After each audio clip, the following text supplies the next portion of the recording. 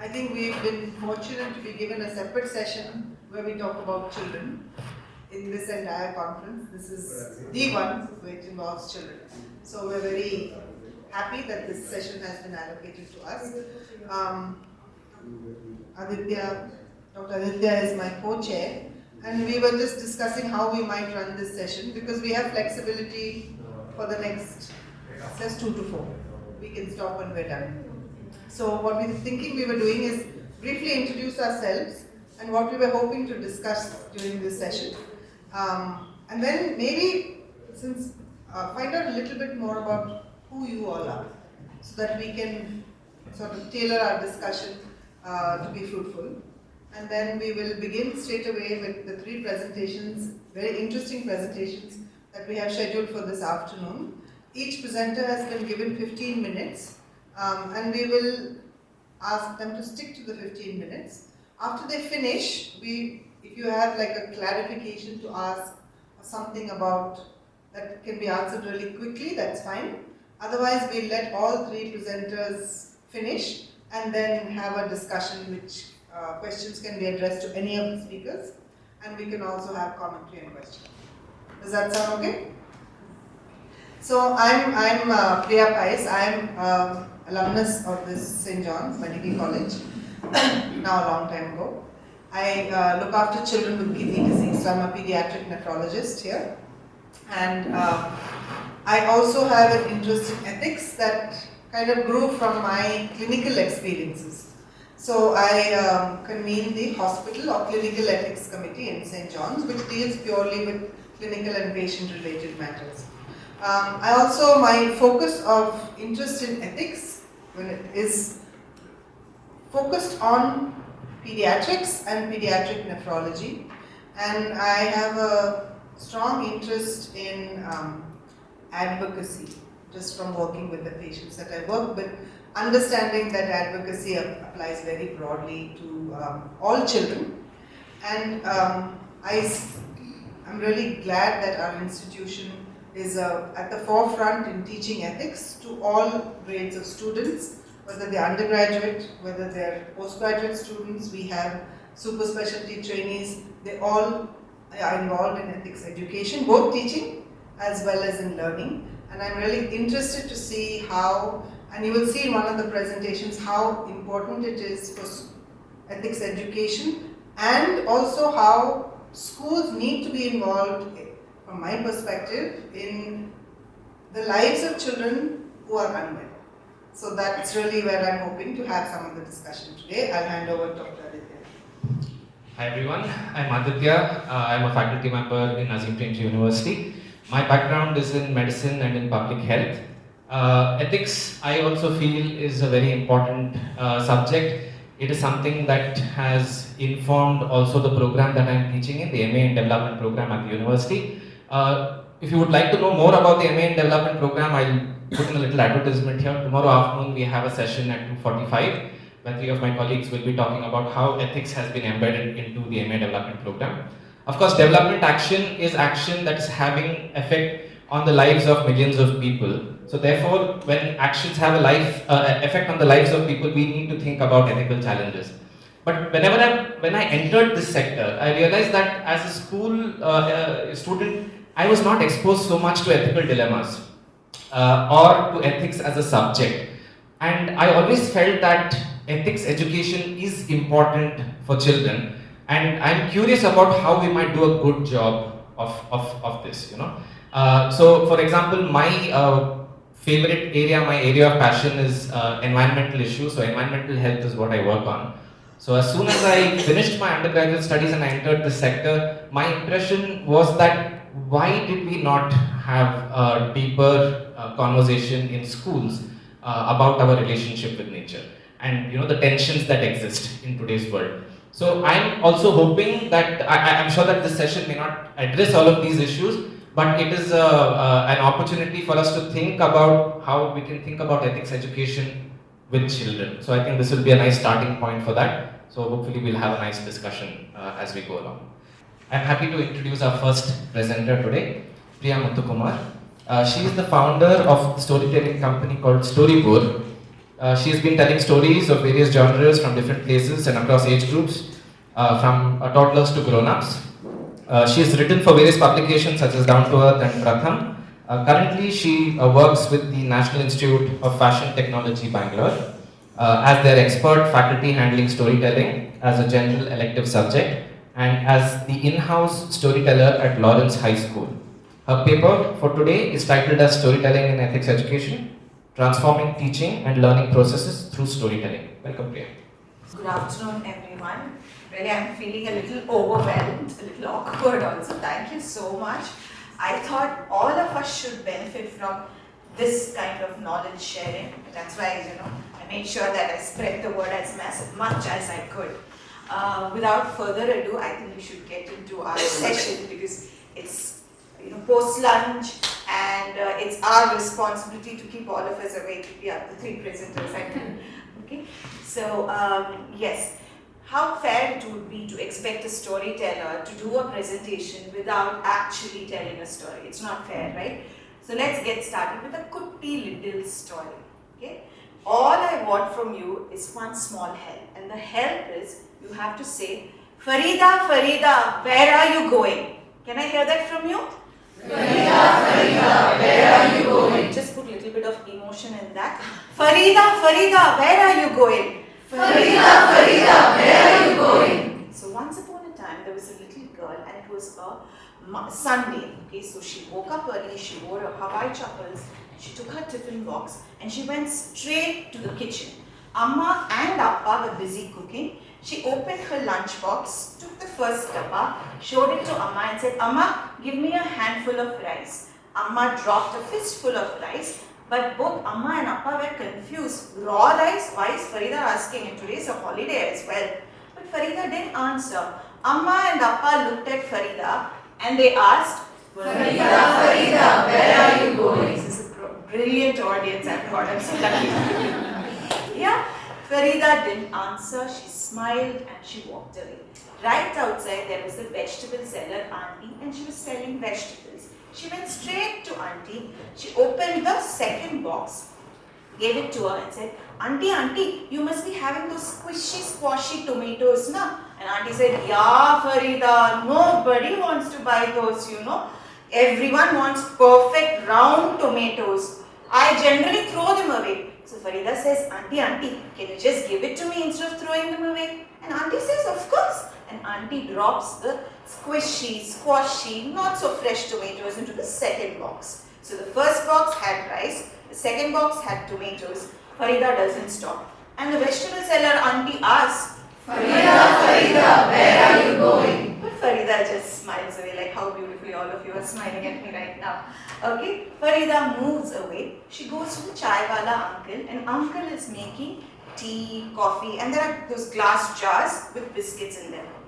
Farida goes to uncle and says, Uncle, what do you do with those powdered biscuits which are broken? Uncle says the same thing. Nobody wants broken biscuits, Farida. I just throw them away into the dustbin.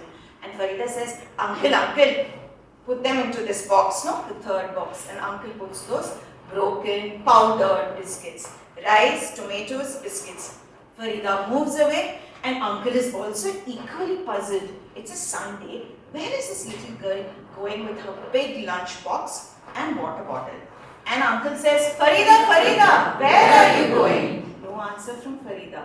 Farida goes to the fish seller auntie who's sitting on the beach. And auntie is about to throw away those old fishes, just one day old. Nobody wants to buy those fishes. They complain that they are stinky. And you know what Farida does? And auntie gives those fishes. Now Farida's box is full.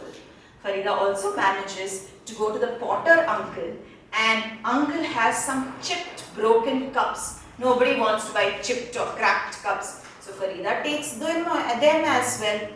Where is Farida going? The entire community is confused and all of them ask, Farida, Farida, where are you going? I said all of them, only this side they said. And all of them ask, Farida, Farida, where are you going? And you know what Farida did? She opened her tiffin box, she goes to one corner, she throws away those biscuits and the dogs come and and eat those biscuits, and she throws away those fishes. The cats gladly come and eat those fishes.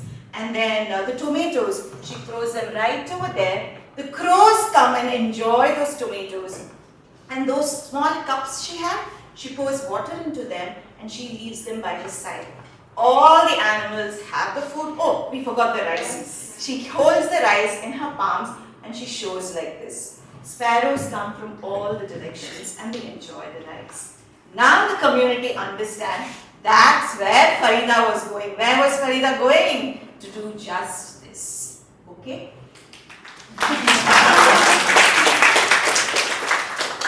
So this story, I must tell you, my dear friends, I don't know how many times I've told this story to different groups of children and adults through virtual sessions, face-to-face sessions. The story is published by Pratham Books. It's a beautiful story written by Meghna and illustrated. Very simple story, but it highlights a beautiful virtue, a value, which is coexistence. And what you have, you share it with others, right? And to be very honest, the credit goes to the story. I've even received feedback from parents. They send photographs on WhatsApp saying, ma'am, you know what? My daughter or my child has kept a bowl of water for the crows, you know. So the storytelling plays a very important role when it comes to value education, when it comes to ethics. So the stories are a powerful tool because they're loaded with emotions. Whenever there is relatability, there is an emotional connect. Whenever there's an emotional connect, children, parents, listeners, they start paying attention. And once someone focuses, then what happens is, it is whatever is conveyed is memorable and is impactful. So I'm sure many of you all must be recognizing. Yeah, I'm not using identifying because all of us must be knowing Pinocchio. Yeah. We have lots of discussions about Pinocchio in the class. Why Pinocchio, if you don't know the story, Pinocchio is a character whose nose grows longer whenever he says lies. So the discussions which we have is, what would happen if that happened in our classroom? Whose nose would be the longest? You know, those are the kind of discussions. Also, is honesty still the best policy? And that, you know, opened a can of worms, I must say. Not exactly a can of worms, but that's how we all evolve and we have open-ended discussions, right? Just tell me a fact and I'll learn, tell me the truth and I'll believe, but tell me a story and it will live in my heart forever. How many of us remember the Pythagoras theorem? How many of us remember the angle abstract theorem? How many of us remember the stories which our Ajji, grandmother, Dadi, Nani have told us while feeding us? How many of us remember the stories which our mother, father, while putting us to bed have told us? How many of us remember the stories that you all listened to in your school assembly? I remember my mother superior, we used to stand under the scorching heat and every time during the assembly session we used to have a story.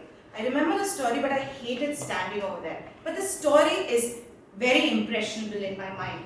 Okay, so that's the power of stories. Yes, and especially with many of you all from the medical community, I'm a little, you know, I'm mustering my guts and courage to talk about the science behind storytelling. Many of you all know that with respect to storytelling, what exactly happens. Neurotransmitters like oxytocin, cortisol, dopamine are released, which help you to focus, emotionally connect with the characters, empathize with the characters, and that's why the storytelling experience becomes much more impactful. And I also heard this morning that something called as mirroring happens, where between the storyteller and the listener, when the listener and the teller are on the same emotional wavelength.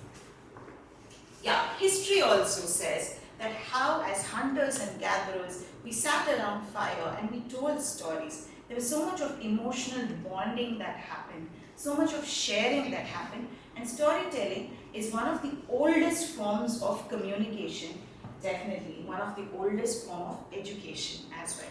And that is one of the reasons that the National Education Policy 2020 has kind of, with its objectives of having a holistic, a flexible, and multidisciplinary approach recommends storytelling as one of its innovative pedagogical tools. That is one of the reasons that why we have integrated storytelling into a subject or concept learning as well. There's nothing to explain about this picture, but this picture is extremely popular in the storytelling circles, especially when it comes to data storytelling. It's a Lego data story. Which picture will you remember? Finally, it's the house, because we all have houses, and it's the most relatable thing. So that's how stories impact. So the other thing is, if you look all around the world, throughout the globe, the storytelling tradition, the storytelling culture, heritage is very rich. Be it the Japanese Kamishibai technique or the ones which we hear. I just managed to put 4 of the Indian storytelling forms. The Harikatha, Tolu Bomalata, which is the shadow puppetry, or Villapatal, where the upturned bow is there, or be it the more vivid, colorful Yakshagana method. You see, there's a lot of cultural rich stories being conveyed. But is it really possible to take this into our classroom? Is it practically possible? Because it boils down to that, right? And as a person who's been doing storytelling for the past 12 years or so, what I've understood is, it's not that new replaces the old. It's somewhere the old and new come together. You know, there is a midpoint. And that's exactly what I've been doing in my storytelling. I use some bit of music, I use some bit of props, I use some bit of puppets, which I make with my own tissue paper roll, brown paper covers, lots of music, lots of puppets, lots of rhythms, which I take into a classroom. And I must say that children are hooked on to these kind of storytelling techniques, because it's absolutely attention grabbing. And storytelling is also creates an ambience, creates an environment when there are no rights or wrongs. Everything is fine. We blossom and grow together in a storytelling space. Yeah. So these are some of the pictures which I've put together. Yes. Quickly, if I could take you back. You would have seen the second slide with 2 children holding a big pipe. Yeah. So this is one of the storytelling sessions which we had in the S.L. Bhatia History of Medicine Museum. This was to talk about the story behind the invention of the stethoscope. Okay, so a lot of abstract, dry concepts can be humanized by storytelling. Somewhere to say that the person who invented or discovered this was just like you and me. He or she had the same struggles. So when that connect has been made, it's much more easier to relate, and children or the listeners love the whole idea. So we did exactly that. So that is a discarded pipe with the children it's an impromptu role play to explain the invention of the stethoscope.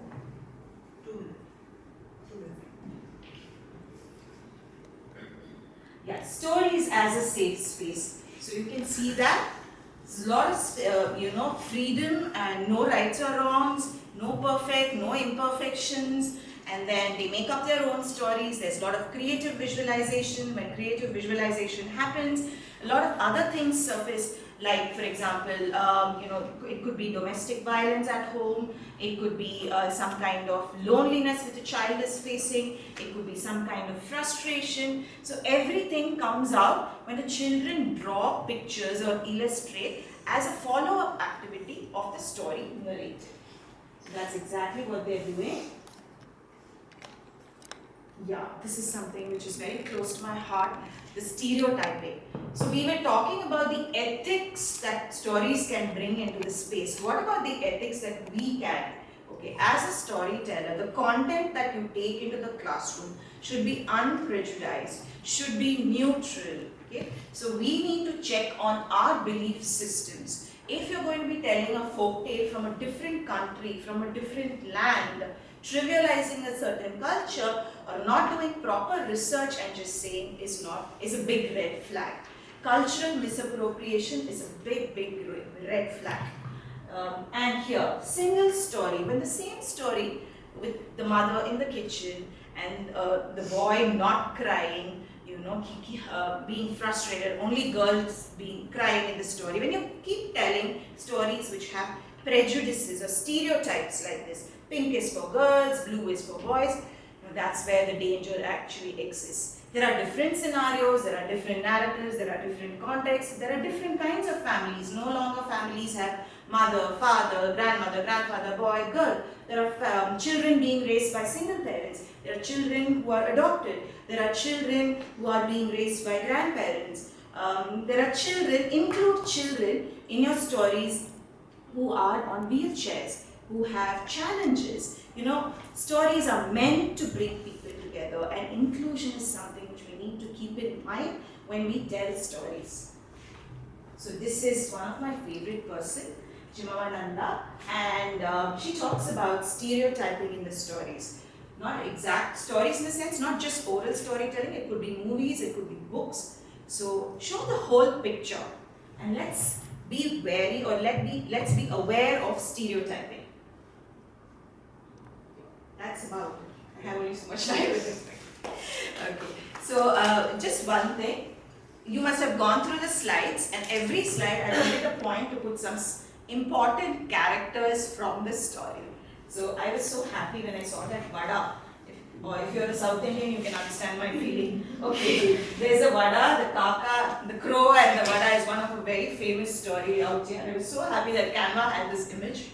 So you've been seeing a pumpkin, you would have seen Pied Piper of Rapunzel was there. So if you've seen those images, and whichever image stayed with you in your head, when you're going back home, create your own story in your mind and share the story with your loved ones. Let's storyfy the world.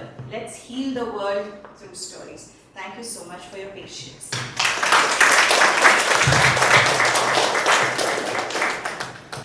Thank you very much, Priya, for that wonderful presentation. We will have a longer discussion at the end of the session. But if there is any very urgent clarification that you would like to make, we can just take one clarification. Okay, that's great. We'll have a longer discussion after the session. So I then invite our second presenter, Meghna Achar. Meghna is a doctoral research scholar. She's completed her master's in clinical psychology at Christ University and her MPhil in clinical psychology from NIMHANS. Her interests revolve around mixed methods and qualitative explorations in the domains of youth mental health and gender-based violence. Her paper here is titled Field Notes and Reflections from Navigating the Ethics of Violence Exposure Research with Adolescents in India. Thank you so much. That's a tough act to follow, but I'm going to try my best. Yes, the title of my presentation is Feeling Heard, Field Notes and Reflections from Navigating the Ethics of Violence Exposure Research with Adolescents in India. The 3 P's of children's rights, which include provision, protection, and participation, are key principles outlined in the United Nations Conventions on the Rights of the Child. Planning and executing research with children and adolescents is often a very intricate balancing act, ensuring that they have the opportunity to express their views and participate in decisions that directly affect their lives, while also being protected from abuse, from harm, from trauma and exploitation, without foregoing one for the other. Gatekeepers and stakeholders at multiple levels, which include guardians, it could include schools and organizations, can facilitate or they can very much limit our access to children for research studies based on their views as well as their priorities. Researchers, especially very early career ones like myself, working on sensitive topics, are used to a high degree of very justified scrutiny, but this can sometimes pose a lot of barriers, such as long-drawn bureaucratic processes that exclude children and adolescents from participating. There are also concerns around involving children and adolescents in research on very sensitive topics like violence and abuse due to their age and perceived lack of competence. For instance, institutional processes may focus too much on the children's vulnerability, sometimes at the cost of closing down their participation rights, and so valuable perspectives may be lost. We all know that adolescence, although a marginalized and often misunderstood age, is a distinct period in human development where adolescents begin to engage very actively with their rights, form very important, long-lasting connections with their peers, and seek to influence decisions that directly involve them. So my doctoral research focuses on understanding the lived experience, felt support needs, and resilience as well as mental health of marginalized adolescents who grow up in the context of interparental violence or parental intimate partner violence. A topic that I'm certain makes everyone in this room slap on a label that says highly sensitive research. And so, the purpose of this presentation is to highlight ethical concerns and field-based solutions in the domain of sensitive research with teenagers using field notes from my doctoral research study, and at the same time to explore and discuss ethical issues in the context of global child and adolescent health research, theory, evidence, and guidelines. So let's begin by asking the very question I asked myself as I was embarking on this journey with my supervisor, and I asked myself, is it really worth the trouble? We decided it was important for us to define what this trouble is, and going through Alderson and Morrow's 10 questions to ask yourself while you engage in research with children helped guide us. These included probes such as, whose interest is my study designed to serve in the first place? Are my research questions worth investigating? And what are the costs and hoped for benefits? Responding to these probes time and again, it wasn't a one-time process, over the course of developing and executing research, helped develop an ethical compass of sorts that we kept going back to every time we needed it. Guidance also came from adopting a model of childhood, of which there are 4 based on various parameters, which include paternalism, it includes liberalism, emancipation, as well as welfare. After due deliberation and a long thought process, I decided that my study aligns best with the emancipation model, which emphasizes children's right to autonomy as well as self-determination, but at the same time allowing them to make their own choices within the limits of their evolving maturity and capacities. Finally, drawing inspiration from violence against women research and gender-based violence research guidelines such as World Health Organization's Putting Women First, it was important to rechristen or rename the study with a name that captures its very youth-focused and youth-first and strengths-based nature. So we came up with the name YUVA, which stands for Youth Understand Violence at Home. In the field and with my participants, stakeholders and collaborators, I refer to it repeatedly as the YUVA study and not so much the intimate partner violence, parental intimate partner violence study. And this has helped participants feel incredibly empowered and thereby limit potential possible social harms from participating in a study on a topic like violence. Coming to the matters of consent. Literature shows that in health research involving adolescents on sensitive topics such as family violence, on mental health, mental illness, risky sexual behaviors, seeking active parental consent can cause more harm than safeguard the interests of the adolescent. Active parental consent procedures were significantly associated with lower response rates, poor inclusion of male and older adolescents, and higher exclusion of adolescents from racial minority groups. Adolescents were more likely to self-report risky behaviors when passive consent procedures were used.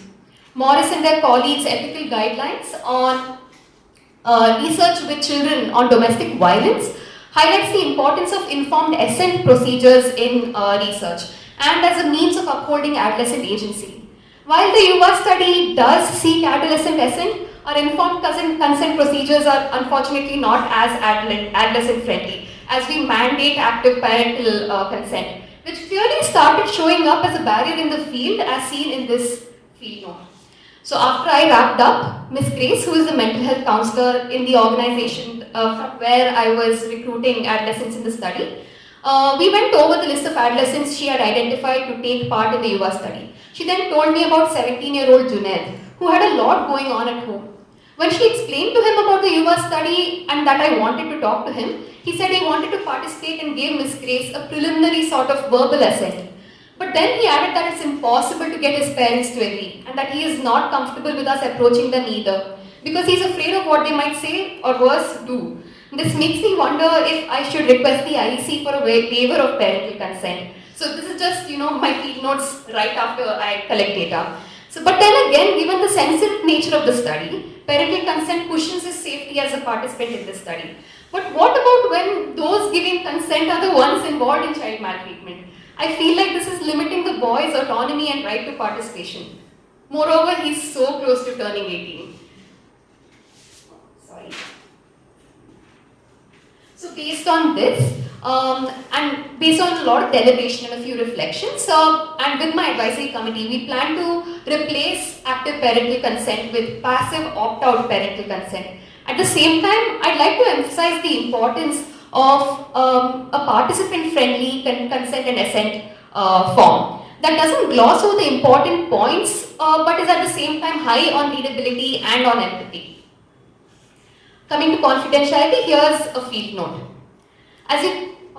Although I've given all the teens I've interviewed so far plenty of opportunities to ask me all the questions they'd like or before consenting, Arohi is the first to actually use it. She bombarded me with questions as I read out the form to her, mostly about why I needed to record the interview in the first place and who I'm going to share her information with.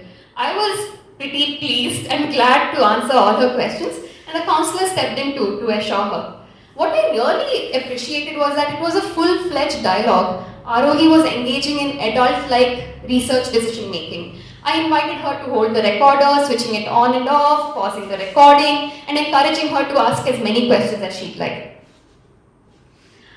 So, so as you can see, it was important to approach Arohi and every other adolescent that I interviewed with a lot of respect and with patience. I always explain the limits of confidentiality and possible risks of participation.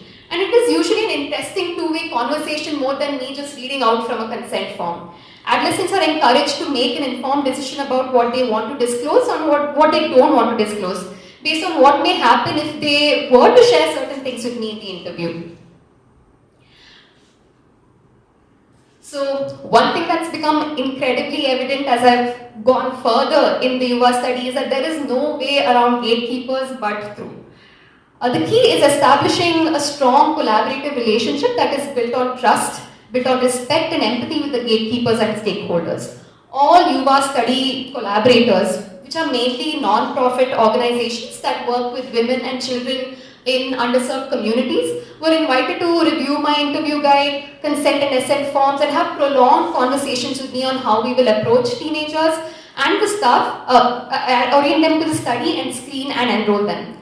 I signed their child protection policy and the staff, primarily teachers and mental health counselors, were key in facilitating a safe and scientifically sound process of engaging adolescents in a study that's on violence by adopting a very human-centered case-by-case approach. So here is a glimpse of their multifaceted role in the study.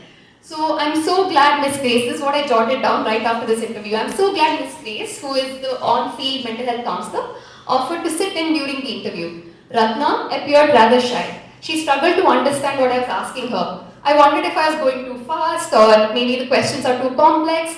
Turns out it's my Kannada dialect. I'm from Bangalore, so we have a very different dialect compared to the Bangalore dialect. And that's what she couldn't catch. So Miss Grace helped me with translating and Ratna seemed more at ease. And finally, while asking ourselves if a study like this is truly worth the trouble, an important point that was raised by all involved was that of potential psychological distress or re-traumatization of adolescents as a result of re-narrating, of recounting unpleasant experiences and memories. A recent scoping review, let's see what evidence says. A recent scoping review on the experience of adolescents in sensitive qualitative research reveals significant benefits for participation, which includes positive emotions, it includes skill acquisition, enhanced self-efficacy, as well as interpersonal relationships. To a lesser extent, a few adolescent participants did experience burdens relating to mild negative emotions, concerns about confidentiality and privacy, and inconvenience of participation. but they were all mitigated by careful attention to research design, to research training and participant engagement. Based on all of this, we carefully constructed the interview guide using a very strengths-based approach, ordering the lines of inquiry and probes in a manner that would encourage a natural and free-flowing conversation, rapport building and pacing. This is also run by the adolescents because they are, at the end of the day, key participants in the study. From general questions to the sensitive crux of the interview and ending on a very high, positive, self-affirming note, all marked by genuineness, by warmth, respect and appreciation. We offered several breaks with the relaxation exercises and followed by a lot of mental health debriefs and check-in follow-ups. In the Yuva study interviews so far, published evidence on adolescents' experiences of catharsis rather than re-traumatization in sensitive research appears to translate well to field experience, as illustrated in these field notes. So 18-year-old Jennifer told me in our mental health debrief, yes, I feel fine. It was like talking to a friend. I feel so light now. After telling you everything, like a weight is off my shoulders. I wasn't so sure at first. I thought I had to answer every question that you asked me. But when you said you won't force me to do anything, I felt like telling you everything. Anusha told me I got to tell someone my life story. Lalita told, I feel nice, Akka. Nobody usually listens. You listened so nicely. I put everything out, so it's nice. And finally, we have 16-year-old Raju who said, I only talk about this with Grace ma'am and another teacher. It was good to talk to someone about this. It's fine. Therefore, ethical, context-specific, sensitive research with children and adolescents presents several opportunities, including those to consider innovative and safe research methods for adolescents to share their life experiences and provide useful insights from their own perspectives, and to promote more authentic research at the end of the day that amplify youth voices. Adolescents can be involved in sensitive research without an unnecessary burden of knowledge generation being placed on the shoulders of these selected adolescents, only if it is carefully planned and carried out with consideration of science and ethics. By opening the door for more cooperative, adolescent-informed research, the principle of justice may be upheld. This paves the way for adolescents to experience more agency when research involving them eventually translates to intervention and policy that bolster adolescent well-being at large. Thank you so much. These are my references. Thank you very much, Meghna. I think we've seen two very good presentations. The first one had really wonderful images and quotes and evocative storytelling. We saw excellent example of field notes, I think, in the second presentation, and it was very reflective as well. Thank you so much for these presentations. Any quick clarificatory question to Meghna? I have a quick question. What did you mean by opt-in versus opt-out consent? Did you give the consent with the information sheet and the parent could choose to opt out? Or? Yes, but we haven't done that yet. So far, we are still considering applying to the ethics committee to put in the opt-out process in place. Right now, it's mandatory parental consent. So a lot of kids lost out on the opportunity to participate in the study, although they assented, and their parents never heard back from their parents. So sadly, quite common. Thank you. So we have the final presentation now, so we will have a lot of time for discussion after that. I invite Elizabeth to please come, Dr. Elizabeth. Oh, sorry. So Elizabeth is a medical graduate and works as an intern at St. John's Medical College and Hospital. Her presentation here is based on her first engagement with research since she was a third-year medical student. Her paper is titled The Hidden Voices of Children with Renal Failure and Education in Ethics. A very good afternoon to everybody present here. I thank you for this opportunity to present my study, The Hidden Voice of Children Living with Advanced CKD, a qualitative study from low resource setting. A lovely weather, a hearty lunch, and the third presenter. But I'm sure that your attention will definitely be rewarded. You are about to hear hidden voices, complex ethical challenges, whispered to the voices of little children. Before I start reading out my presentation, I'd like to start with a personal story. A cousin brother of mine at the tender age of 13 went into kidney failure. a failed transplantation, and has been on dialysis ever since. His journey intrigued me, and I wanted to know more about their lives. I never knew that apart from learning research methodologies, I would also uncover various unaddressed ethical challenges that plague their day-to-day life. Presently, I am working as an intern in St. John's Medical College. A part of becoming a doctor involves rigorous training, and medical ethics education is a part of it. A curricular effort to develop values and communication skills in the doctor-patient relationship.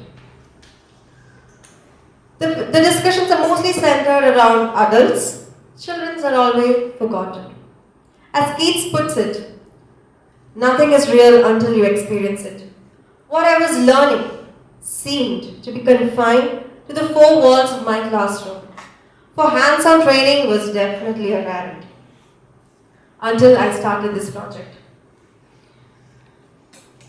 Let me introduce you a little bit about the disease, the children whom I dealt with and the disease they suffered from. Chronic kidney disease, a long-standing irreversible condition where kidneys are damaged. Kidney failure is the end stage of CKD, chronic kidney disease as we call it. Children require dialysis and kidney transplantation to survive. I work with the Department of Pediatric Nephrology at St. John's Medical College and Hospital, one of the largest referral centers in southern India, with over 2 decades of experience in treating children with CKD. Let me take you a little closer into the lives of these children. They were all happily going to schools, seeing teachers like these, enjoying their life. One fine day they suddenly collapsed. They turned up in a hospital, kidney failure at initial presentation. A life-changing diagnosis and forever on dialysis. Transplant was just a glimmer of hope, inaccessible to many due to financial burden and decreased priority on deceased donor list. Now, what is this dialysis? A lifeline with hard realities. There are 2 types. I'll go a little bit into detail of it. Peritoneal dialysis and hemodialysis. In peritoneal dialysis, as you can see the image on the bottom, you have a dialysing fluid which enters the body. The blood gets filtered through a membrane that's present in the abdomen and the waste fluid gets collected in the back. A relatively simple procedure if parents are trained enough. So it's usually done by parents. They do it in the night and the children can go to school in the morning. Still their life is still better. Compare this to hemodialysis. The children first have to undergo a surgery. They put something as what we call as a fistula, sort of access through which the blood enters the dialysing machine and leaves it for the blood to get purified. This requires the child to spend 4 to 6 hours in the hospital every alternate day. And I'm sure you teachers can understand there's no way of regular schooling for such a child. And since then, they're always at home. This disease is complex, and so we have 3 stakeholders. The treating team, the children, and the parents. While doctors, as you can see in the image, you can see the 3 stakeholders. Doctors voice out their emotional distress and struggle in having to give treatment not according to requirement, but according to affordability. Parents voice out financial burden. The child? Well, this is what the parents tell about the child. It's well summarized in this bar graph. The healthy children are shown in green. This bar graph actually shows the quality of life scores. So the healthy children are seen in green. Children with another form of kidney disease called as nephrotic syndrome in yellow, and the children with CKD, which we are discussing now, is shown in red. They have the worst quality of life in all domains. Now this definitely has created a need to document the voices of the 3rd stakeholder, the mute spectator, the suffering child. This brings us to the research question. What are the underlying ethical challenges in the lives of children with kidney failure as documented through the hidden voices? These were objectives to identify the ethical challenges using qualitative methods, through a unique technique called as photoelicitation.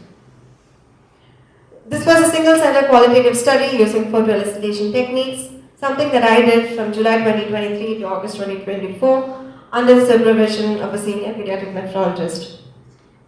My children were all aged between 8 to 18 years. So the quantitative data, we collected it using case report forms, and this is a little in-depth about the research, maybe a little boring, but still we'll go through it. The qualitative data, I collected it using semi-structured interviews with these children, where I had an interview guide and a picture cue card. Now these picture cue cards had 5 domains. I'll show you the pictures. They were determined based on a study that was previously done in our center, where caregivers documented the areas where children were having distress. So these, it's still delicious even after lunch. These were the images that so the 5 domains, the first one was food and drink. These were some of the images that I showed them. Friends, family, focus on treatment, life participation. The quantitative data we analyzed using percentages, mean, median, and qualitative data we did thematic analysis of the interviews. Now, the results of the quantitative data, we had a mean age of 14 years, and most of the children were on hemodialysis, not going to schools anymore. Now comes the interesting part. 4 ethical challenges. The first one is a suffering child. The disease had percolated through all domains of their life, and they were leading a miserable life. I cannot put it in any other better way than this quote of the 16-year-old. They ask about the illness in a way that makes you feel very lonely. So I don't like it at all. The second one, I call it the guilty child. Childhood is usually equated with happiness, freedom, yet these children were grappling with the guilt of burdening their parents, so much so that they wish death over life. I was feeling guilty that I seemed to have eaten up all the money. How useless I am. Instead of living like this as a daughter, it was better if I had died. Hard words from a 13-year-old girl. The third, the isolated child. Ashamed by their physical appearance when compared with their peers, and ostracization by the society. These children, along with their families, go into a cocoon, and they live a monotonous life, just with numerous hospital visits and dialysis day after day. I'd like to read one very poignant quote that's touched my heart. This 15-year-old girl says, "But now they, other parents, say, 'She's not feeling well. Don't go near her. It makes me feel bad.'" And the final one, the excluded child. When parents reel under the shock of such a life-changing diagnosis, they try their personal best to protect their children, and therefore they hide the diagnosis. And now you have a mute spectator who's receiving numerous treatments and they do not know for what. Like how this child says, the parents said, "It'll get better." I questioned them asking, why they were hiding it from me? I know it's kidney failure. Now these 4 challenges bring us to the 4 questions. Children do not have decision-making capacity. Parents do it. Is it in the child's best interest to have the diagnosis of an irreversible, life-limiting disease withheld from them? Second, dialysis is life-saving, feasible. But are we doing harm by continuing a treatment that is burdensome and associated with low quality of life? The third, I'm sure the courts definitely put it forth, the social stigma that an innocent child with non-communicable disease is facing. What can we as healthcare providers do to address the harms, stigma and social isolation? The first 3 can be brushed off saying it's the responsibility of healthcare professionals. But the next question falls, I feel, on the society. Personally, I believe one of the biggest society that a child is part of is the schools. Every child has a right to education. Unable to bear with the demands of the treatment and the special needs that these children have, Schools encourage parents to discontinue schooling. This brings us to the question, what responsibility do schools have in caring for children with chronic diseases? I heard that there were a lot of school teachers here. Can I have a show of hands again? Thank you. If there's one thing that I would like you to take away from this presentation, it is this. As teachers, you can take up the onus to educate your students, your students, to understand about these conditions, especially when you have a different child in your class. Education is known as the key to a better future.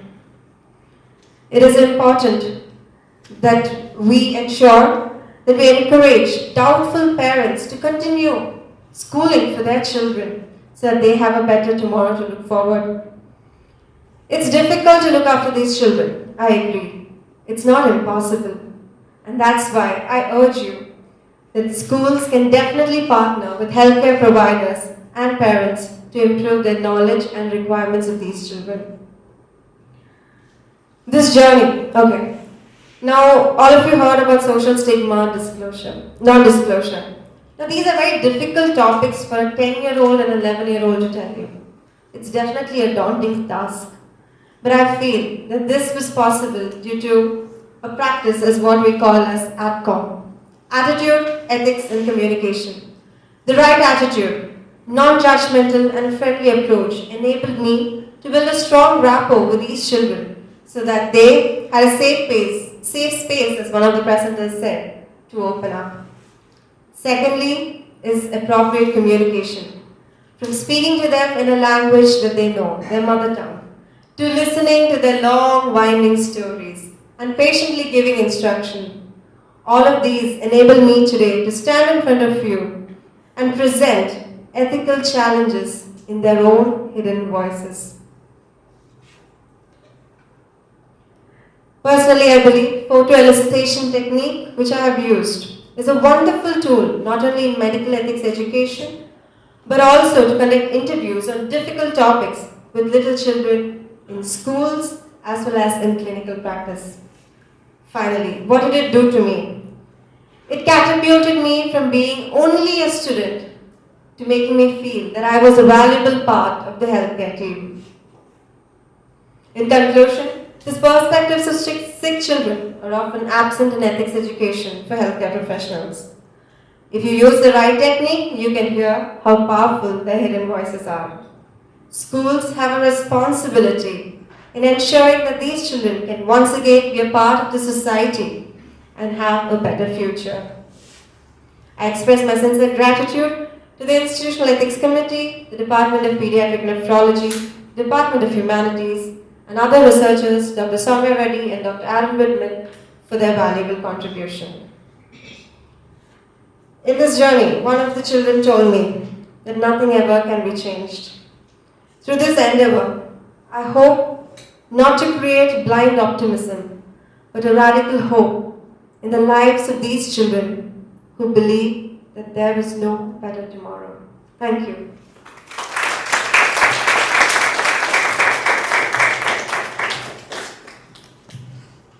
Thank you, Elizabeth.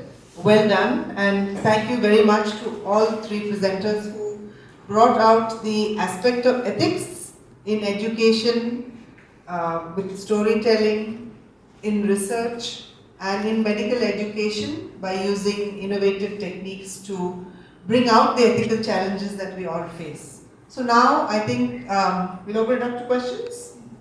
Thank you so much, three of you. I must give you a compliment that all three of you are great presenters and actually great storytellers. And I think that really shows your interest in working with children and adolescents. So really enjoyed all of your presentations. Actually, when I read the topics, I was finding it hard to connect the topics because you're working in many different domains.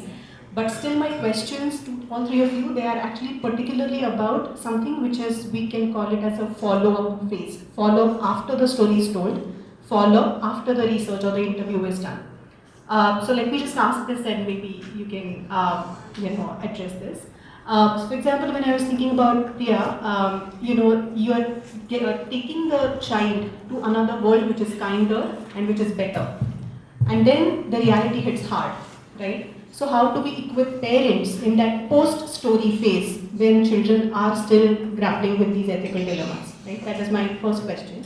And for the researchers, per se, catharsis or feeling sort of better after, once you're able to create that safe space for a child whom you're interviewing, of course that's a nice feeling as a researcher, right? But many times that's not enough. For example, child is telling you about the violence that they are facing or they are witnessing. They are feeling that there is a safe space, but then what? Probably they are not just expecting a safe space to be created. So how do you sort of address these dilemmas as a researcher that you face? That is my one question. And also for you, this picture the methodology that you use is a very interesting methodology. But again, there are children who are talking about feeling better to die than living, right? So as a mandate in your research, do you also kind of provide them counseling? How do you ensure that they are not left with that feeling once the interview is done? So thank you so much for the lovely question. It was absolutely thought-provoking. When I look back, being a storyteller on the field, in the ground, frankly, the choice of stories is never something which has a happy ending always. So when you choose stories, there are realistic stories. Yes, there are fantasy stories. If you look at the different pedagogical methods, if you have Montessori, the Montessori way of education strictly avoids anything which is, fantasy. So there, tree stalking, animal stalking. So some people who really follow that, they stay away from those kind of stories. But personally, as a person who's been with changing times, who's seen stories evolve, who's seen teaching evolve the past 10 years or so, all kinds of stories I tell children. So there are stories where the protagonist is extremely angry. There is a story which involves betrayal. There's a story which can be extremely rude, harsh, difficult to swallow. There are stories where everything is happy, everything is fine, all of us are happy. So a variety, nothing is like stays constant. So the child is able to cope. Honestly speaking, it has never come to me as someone saying that, oh, my child was not able to cope, you said this. No, I don't think it happens because there's a variety happening. And also, honestly speaking, as human beings, we have an innate ability, to kind of adjust and adapt. And there's no child whom I've come across who has kind of hit rock bottom because the story was such a beautiful picture, but the reality is, down in the dumps type. So honestly, two things I would like to end this with. One is they adapt quickly. That was a story and this happened. This also will happen, that also will happen. That kind of thing happens very normally, very organically. And secondly is, as educators, what is generally told is you choose and pick a variety of stories where there are a lot of other emotions also.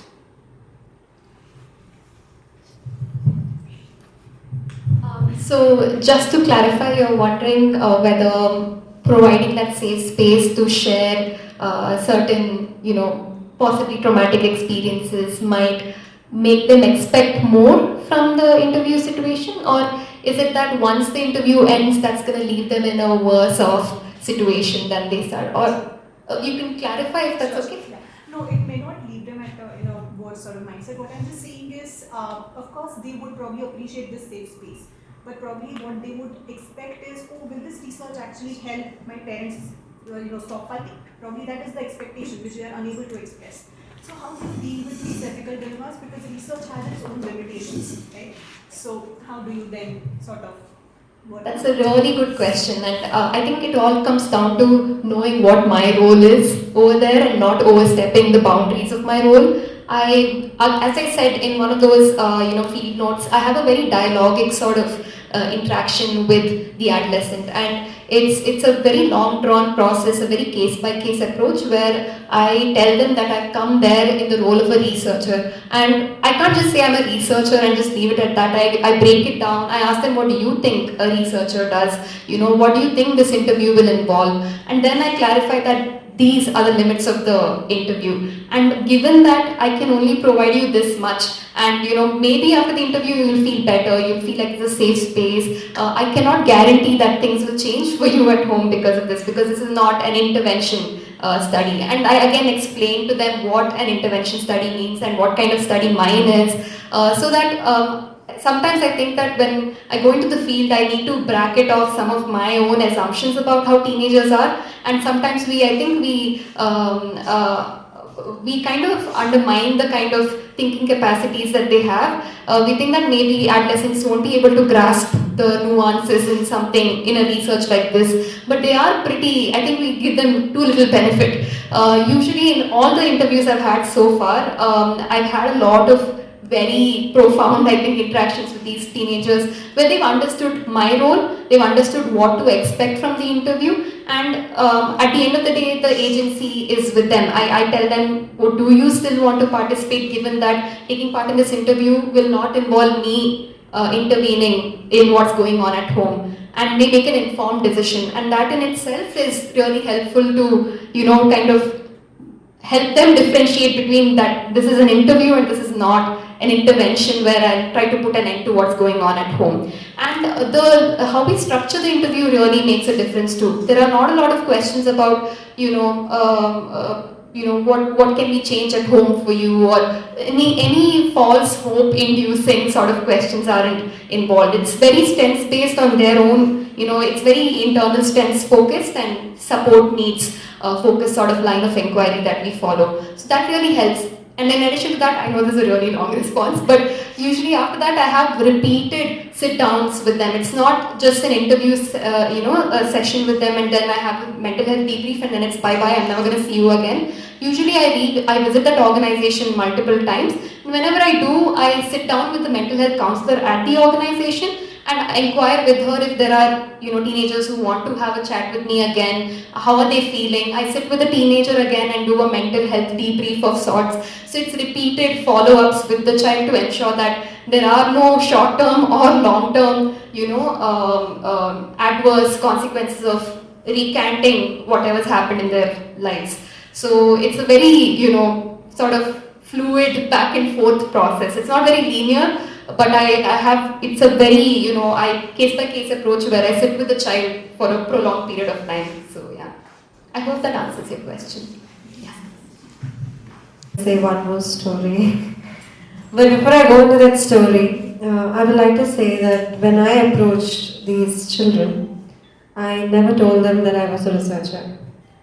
My first ice-breaking session with them was a very, they didn't know who I was. I just said I was a student studying here. I wanted to know what's going on with their life, and they could tell me anything and everything. And after they felt comfortable with me, later on only did I ask them, would you like to be a part of my research? So that process of becoming their friend sort of helped them, I would say, to a huge extent, to first of all open up, and they never saw the end of my interview as an end to our friendship. As practicing doctors, we always have this little confusion, I would say confusion, we're a little reserved to say that we are friends with patients because they might want something more. But here, since I was just a student, I had that liberty to be a friend with them. And they could always ask me anything else, any other time. I always gave them that liberty. As for counseling that you asked me, one of the children, when I started speaking with them, I realized that they were actually having a serious mental health illness that was yet not addressed.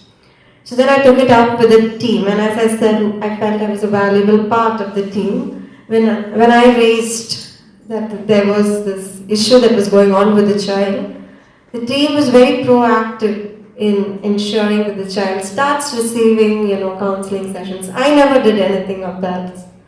My role, I would say, was just to identify it and raise it. But I would say it was to be a friend of them and to really know who they were and what they were going through.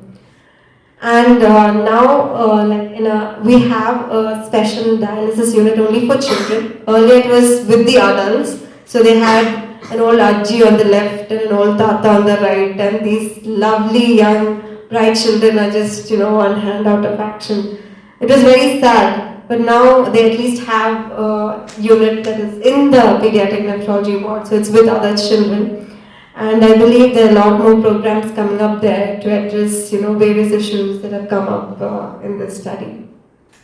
So teachers, since this is about children, school and ethics, I know that some of this that was discussed may have been what you might initially feel has nothing to do with you all.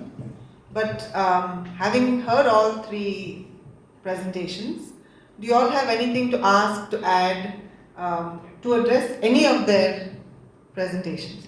I'll begin by asking you all, do you all teach ethics in school?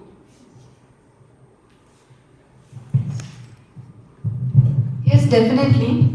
The first thing we talk about is empathy, being kind, and helping others, and being nice to each other, respecting others. So that's the first thing, like talking about, even when we are talking to each other, talking to the children, we have to say please, thank you, sorry.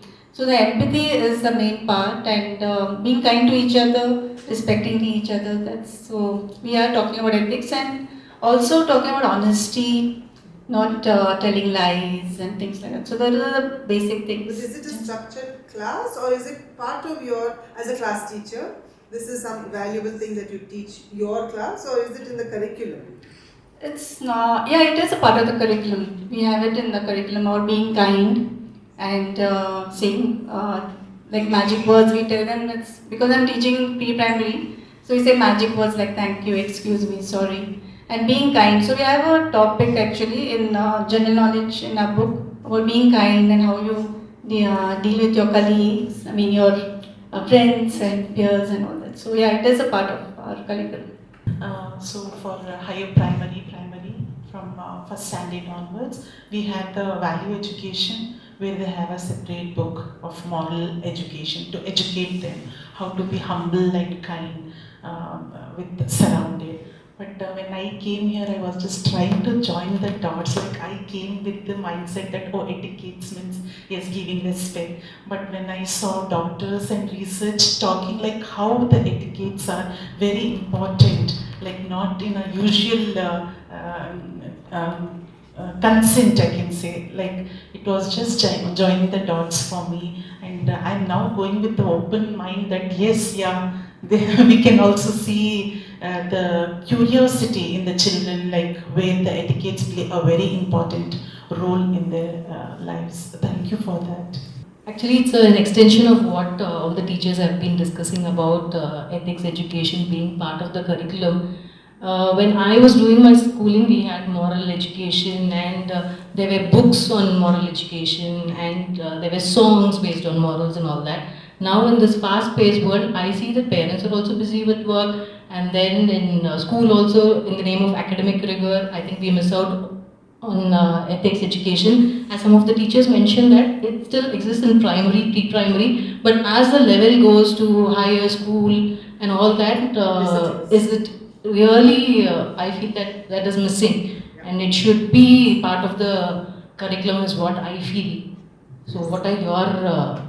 That's one thing. The other thing is something called culture of an organization, something that I believe in it, As a resource person, as a freelancer, from my experience, what I've understood is when I step into a place, I'm able to perceive what kind of culture has percolated from the higher up, right till the students and everything. So somewhere, culture of an organization, subject being one thing, topic being another thing, but the way we are with each other, it becomes a way of life, if I were to say that. That becomes a lifestyle. I think that is something more powerful when we have hurdles like time constraint, exams coming, we can't cover this. But when we are all, I mean, that's the way I talk to you. So that's how children learn, right? And that's what even in the inaugural event or session, someone was saying how we picked up ethics through our upbringing, through our family, by looking at each other. How did we learn to tie the lace? I saw my big brother tying the lace, so I learned it that way. So somewhere I think we are born with certain things. We look at each other. We are a community. That's how we live as hunters and gatherers, picking up things from each other. So ethics education being a subject topic is one thing. The other thing is when it becomes a way of life, a lifestyle, I think we can still sustain things like this, is my opinion. First of all, it was brilliant. All three of them, I don't know what to expect, but I'm just emotionally drained a bit. It's just lovely. So much information. But yeah, you're right. Today there's erosion of values, and in this fast-paced technology that's changing, so we can't blame children. Everything is going on at such a fast pace that we really need to make this an integral part of our. I hope the NEP will put on something seriously as chapters, because it's something strange that value education is not taken so seriously. Maths and science and everything. Value education is there, but now I think it should be seriously viewed. But like you said, everybody copies. I mean, we're all role models for children. I tell parents that in all these years of me, the children have been so much part of my life, 30 years, but this is, I think, most important. It has to be given lots of importance, because actually in finally after they go with this foundation, it's your ethics, it's your values that make you truly successful, I think. So that's, I don't know, not any amount of emphasis on that will not be enough. But today I really have to congratulate all three speakers are brilliant, something fantastic. I don't know what way we can take it forward, but we should. Thank you. I wanted to ask you, Meghna, about the role of culture, actually. If you allow for that, or, actually even talking, there's a culture, right, about talking or not talking. And it's not a given that talking is always the best thing, right? So there's a whole sort of, what is the role of verbalizing? There's that, because certain cultures place a great deal of emphasis on that, others don't. And there are different ways of working things out. The other thing was this business about values. What happens when, for example, the exam system, all of that is actually geared towards pushing other people aside and pushing yourself forward. So we may say values and, be courteous and this and that, but actually what they're seeing is something very different. Right, so actually this is not just for the three of you, if you have any thoughts, lovely, but also for all of us as teachers, that there's this great dichotomy, even I would say schizophrenia, between what we teach in the classroom, and you'll have your nice textbooks and you'll do all this, and outside they're supposed to cut down everybody else to shine, because that's how we understand shining. Yeah, so that's for all of us. Thank you for that. When it comes to culture, yes, it plays a key role. There are a lot of cultures that place a lot of emphasis on articulating and verbalizing your experiences and emotions. And Indian cultures generally are inclined towards the other end, that is not really. There's a conspiracy of silence, especially, phenomena like violence are shrouded in, silence. You shouldn't talk about it. But at the same time, it's a lot of intersecting sort of factors that come into play. Gender also plays a big role in whether articulating your experiences is encouraged or not. It's come through in these interviews as well. Our boys have relatively shorter interviews compared to the girls in my study, and it's the way they talk about their experiences also, and how they cope with a phenomena like this in the safety of their homes. So culture plays a big role. It's important to nevertheless provide that space to, articulate it in the way they want to. So when I sent around my interview guide to be validated by experts, there were amazing inputs, some of which included articulating your experiences through art as well. So the interview guide is it's a mishmash of, you can verbalize it or you can draw what goes on at home. We have body maps as well where they can mark how they felt in that experience. So they color the heart and they say, I chose red because, and it said, I've circled the heart because. So there's a lot of different ways in which they can express what it is that they went through, as well as what kind of support they require to cope with something like this. So overall, there's a lot of avenues that we kind of put together to make a space for them to express what they've gone through so far. So yeah. So there might be a sense of betrayal also, no? Yeah, for sure. There's a lot of conflicting emotions that they experience.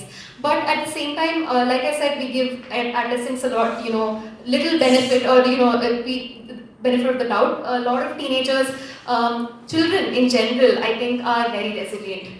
If given support, most children, despite adversity, have the capacity to, bounce back.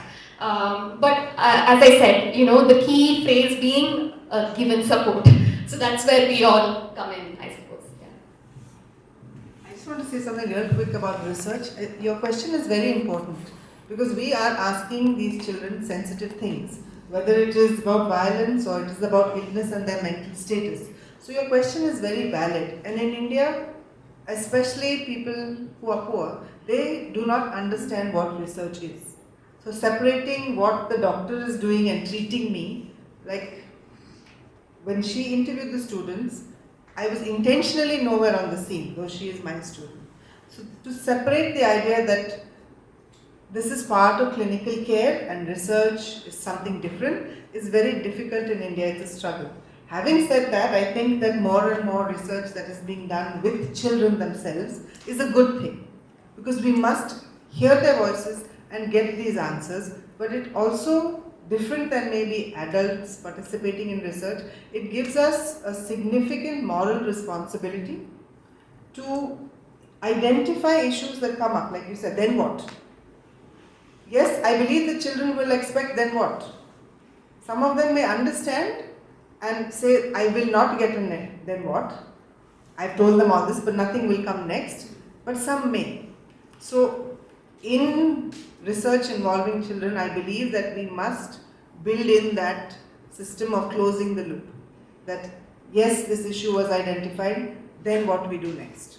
And so I think that's something a good IRB, an institutional review board, when these studies are approved, the people on that committee must ask these questions.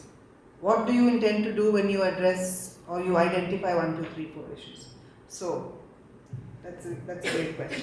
So Priya, I work with community health and so we work with children both in schools as well as in community-based learning spaces, which are basically non-formal.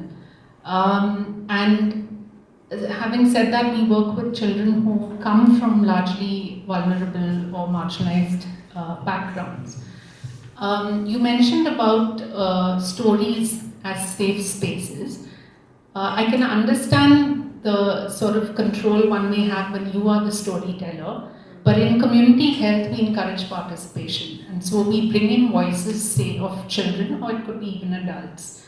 My question comes about how do we ensure a safe space, or having stories be a safe space, because many a time children may reveal through stories the realities of their own vulnerabilities. And so how do we create those safe spaces? Is there any, from your experience, way that you perhaps, we also work in teams, so that you've prepped your team or you've prepped the group that you're working with? So I understand through a research lens where it's a one-on-one interview and you're creating a safe space, but what about within a group? How do you ensure that safe space? Because as a society, we are naturally quite judgmental. So the moment we step out of that, physical safe space, it may, not actually be safe. So that's just my question. So what comes to my mind is, that's what I tried to highlight, the ethics which a storyteller needs to keep in mind.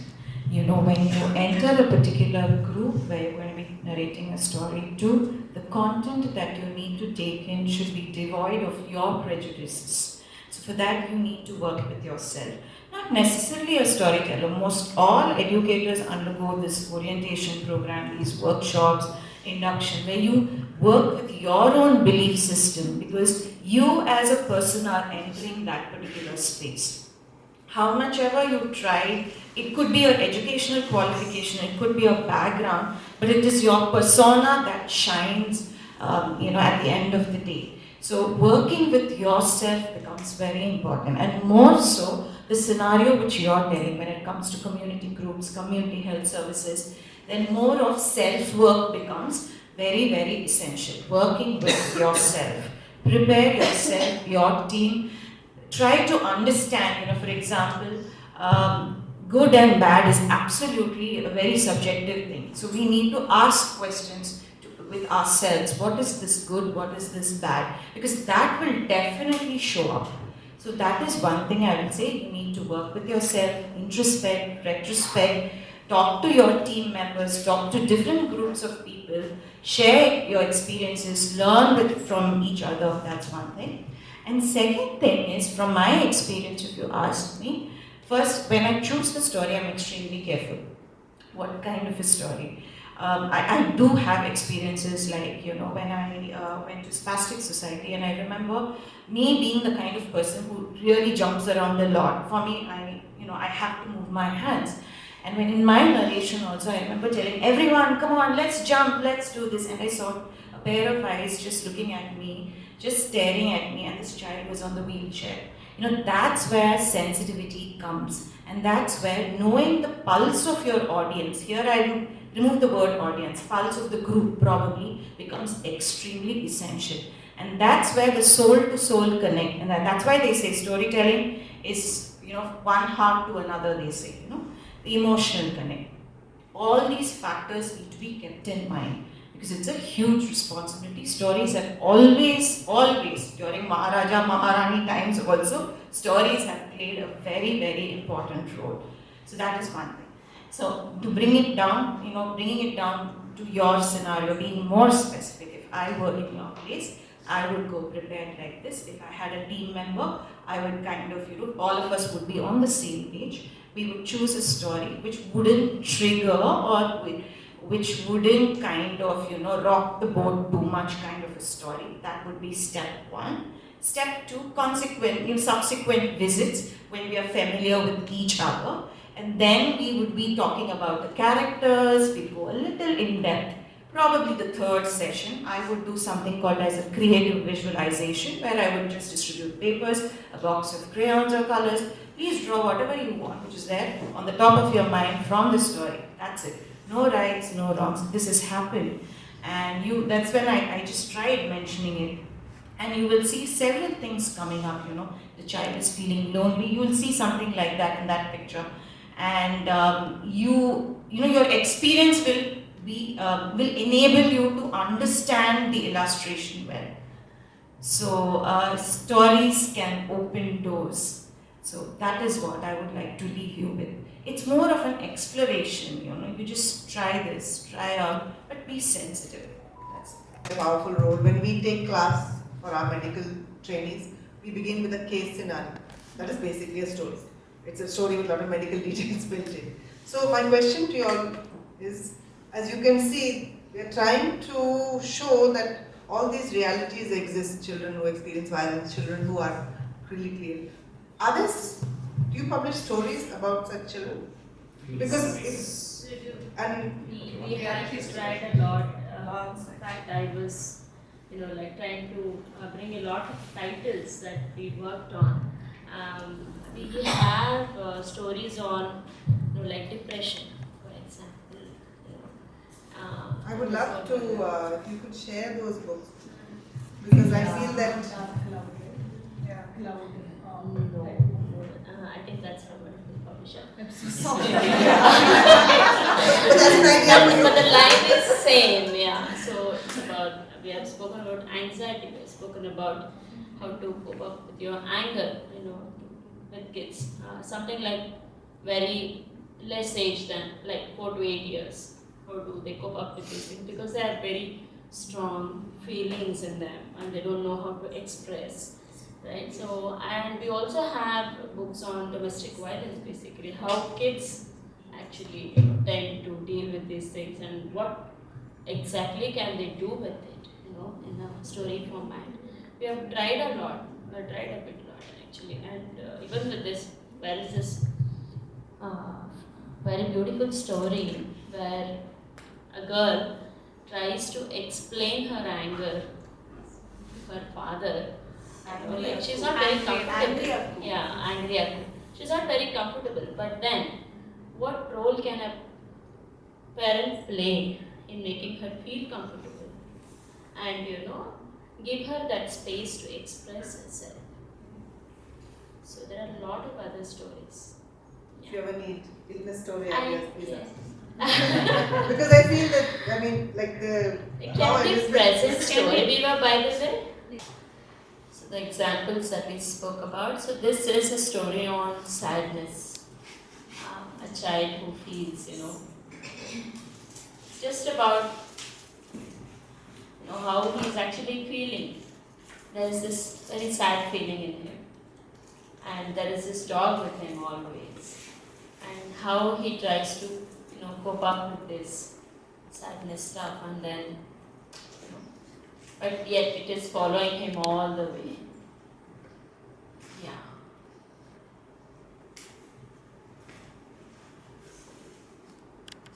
This is one story, and the other example. So this is a very special story to us as well as editors, because we are language editors there, and every time we get to see a story and we tend to do a translation of that and sort of. There is also a cultural shift in our mindset as well, because the society is still evolving in bits and chunks of so. And this is a story of separation and how the child is trying to cope with the separation of his parents. Separation of the parents. Separation of the parents. Yeah.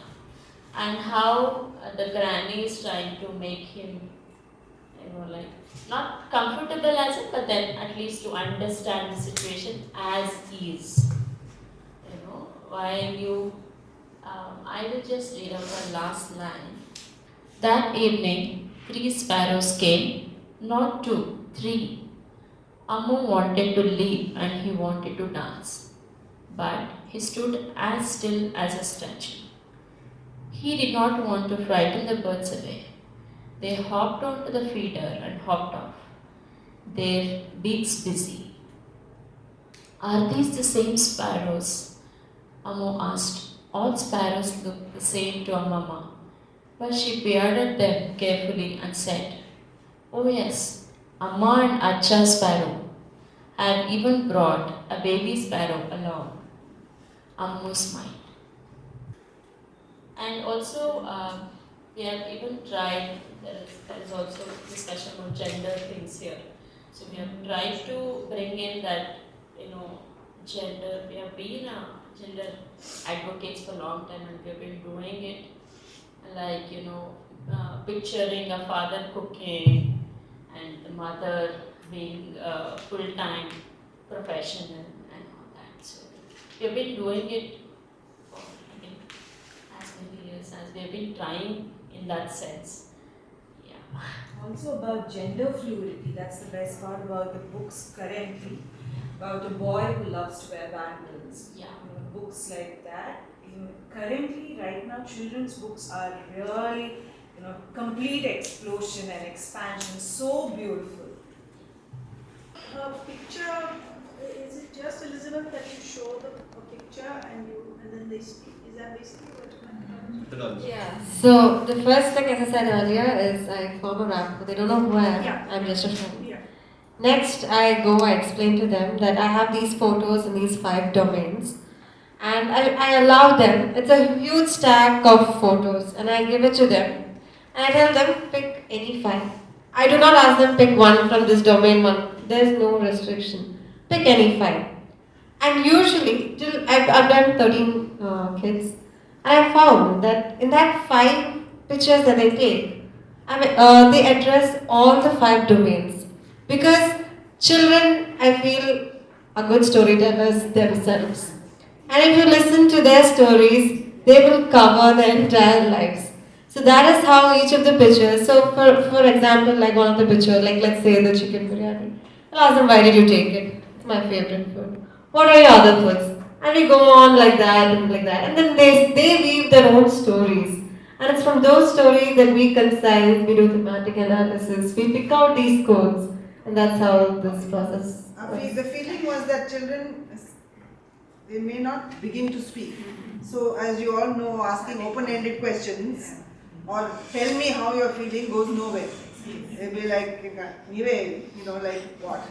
So this picture is just a prompt and an icebreaker. They are chosen actually from the specific struggles of children on diet. There's a lot of dietary restrictions, a lot of water, fluid drinking restrictions. They don't go to school, so we put pictures of school, pictures of family, pictures of play, things that we have identified through our other research. These children are not able to participate in. So with that prior knowledge, we built these domains, but then, like Elizabeth said, just let them decide how they want to. And food, right, was such a big, because in India food is such a communal activity. And for them to be so restricted really was one of the main drivers, not only the child's quality of life, but even the parents as well also. So the restriction going into, social occasions and all of that, because I can't eat. I have to go and watch them eat. And they see the ice cream. And the thing is that we give them certain restrictions as doctors, and the parents restrict them twice as more because they're scared. And then the child is like, what am I supposed to eat? Just boiled vegetables? So they just, they come out from the society, they go into cocoon. But I was just wondering if you have ever faced a dilemma that is it ethical to show a plate full of food to a child who cannot eat? Yes. But I decided that I still will, because I didn't want them to show pictures that wouldn't, would keep them in a happy space. We had to explore all their emotion, sadness, joy, all of it. So I had to take that, dilemma. I decided, first time I was like scared when they start crying, will they not pick it? And to my surprise, that's the first thing they pick. And they're so excited to talk about because they don't get it. So because of that, though it may be unfair to them to show them a plate full of food, I could allow them to open up. And it was nice, like it's a paradox. That I think now in hindsight I would say it's a paradox. So I just want to say that what she spoke about was, I would say touched my heart because a friend of mine is going through it right now. So yeah. Okay, we're almost reaching the end. Also shifting the words like Ayo, Papa, all these words normally it comes out when we go and see them. I think this we can apply this picture of pretty so upsetting to them. Yeah, it is very. So they hate anybody. I did because of the brevity of time. I did not put it, but since you asked, I'll go into it. They hate anybody asking them what's wrong with you. So they have neck catheters, plasters. So they cover it, shawl, everything. They don't call their friends, and if their friends call them, they tell them, no, I'm just, I've gone to the village, I've gone here, I've gone there. Well, I'm spending months in the hospital here. So it's extremely, that process is so isolating to them that they just don't want to see society anymore. They're like, we'll go to hospital, come back, go to hospital, come back. So it's very true that they hate the pity that they receive.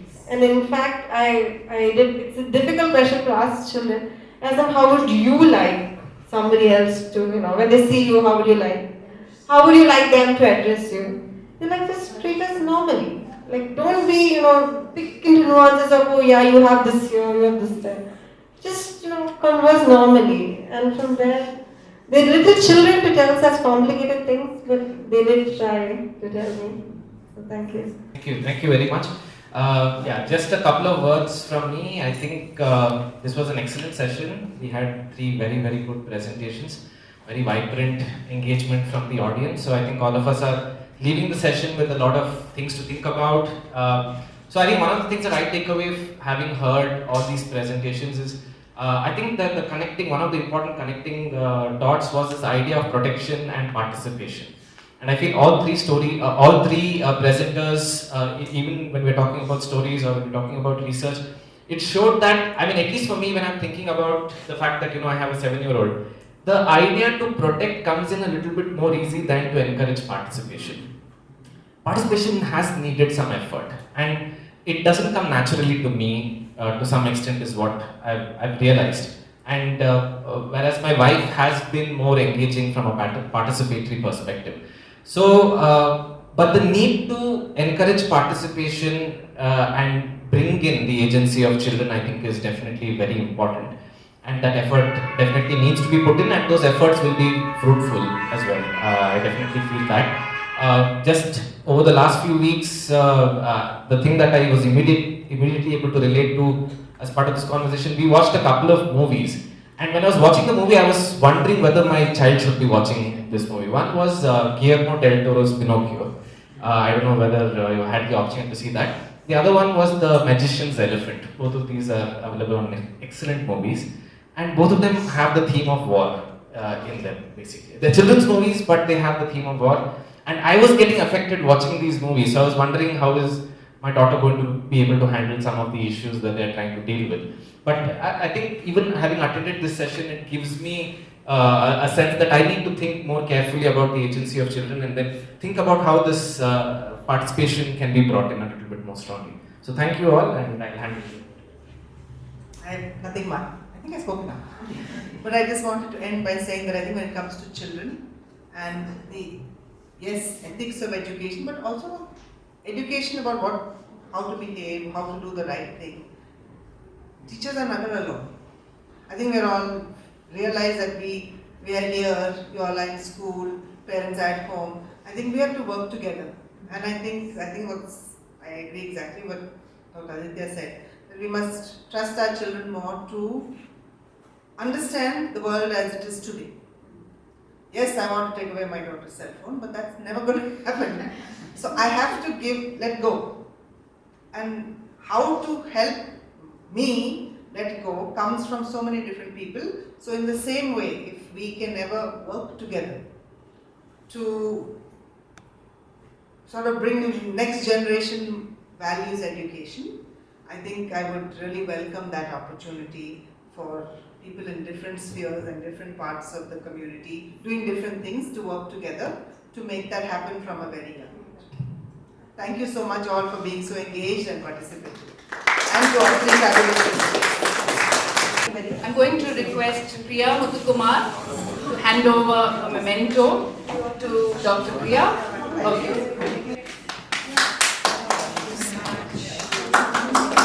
So I'm going to ask Meghna to hand over a token of appreciation to Dr. Adithya. Dr. Adithya, could you hand over a memento to Elizabeth? Sure.